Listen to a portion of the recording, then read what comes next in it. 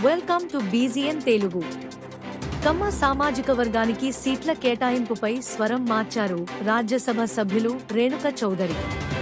తాను ఈ జిల్లా ఆడబిడ్డను, నేను కమ్మ సామాజిక వర్గానికి చెంది వ్యక్తిని కాదా అని ప్రశ్నించారు. కమ్మ సామాజిక వర్గానికి ఏమీ చేయలేదనడం తప్పు అన్నారు ఆవిడ. ఖమ్మంలో కమ్మ సామాజిక వర్గానికి అన్యాయం జరిగిందని అనడానికి వీల్లేదని చెప్పారు. తనకు రాజ్యసభ ఎంపీ ఇచ్చారు, తుమ్మలకు మంత్రి పదవి ఇచ్చారు, 2 కార్పొరేషన్లు ఇచ్చారని తెలిపారు. ఏ సామాజిక వర్గానికైనా ఇంతకంటే ఏమిస్తారు అన్నారు. కమ్మ సామాజిక వర్గానికి సీటు ఇవ్వాలంటే ఖమ్మమే కాదు, రాష్ట్రంలో చాలా నియోజకవర్గాలు ఉన్నాయన్నారు. ఇదే రేణుక చౌదరి. గతంలో కమ్మ సామాజిక వర్గానికి సంబంధించి హాట్ కామెంట్స్ చేశారు.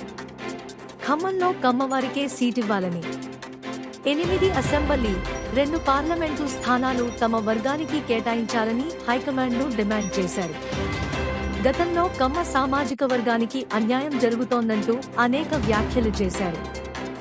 ఇదే ఇప్పుడు రాష్ట్ర వ్యాప్తంగా హాట్ టాపిక్ గా మారింది. నేను ఈ జిల్లాకు మీరు ఎంపీ అని పరిచయం, నేను ఆడబిడ్డని ఇక్కడ, నేను కమ్మ కాదా, నేను రాజ్యసభ కాదా? కమ్మ సామాజిక వర్గానికి చేయలేదు అని అనడానికి చాలా తప్పు. వేరే జిల్లాల్లో ఇచ్చింటే అందంగా ఉండేది, బాగుండేది, ఇంకొక సీటు మనకు అక్కడ.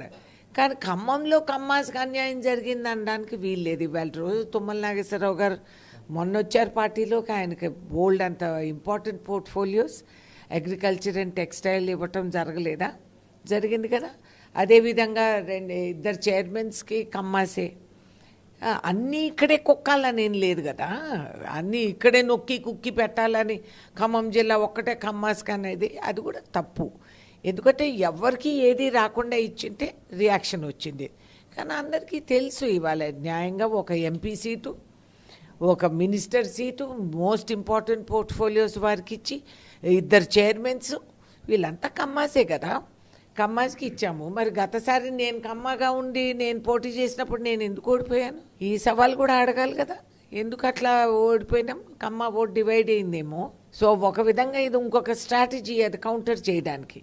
నిజామాబాద్ కూడా కమ్మ నియోజకవర్గమే, జూబ్లీ హిల్స్ కూడా కమ్మ డామినేషన్, ఎల్బీ నగర్ కూడా కమ్మ డామినేషన్, మల్కాజ్గిరి అన్నిటికంటే పెద్ద నియోజకవర్గం, హైయెస్ట్ కమ్మ పాపులేషన్.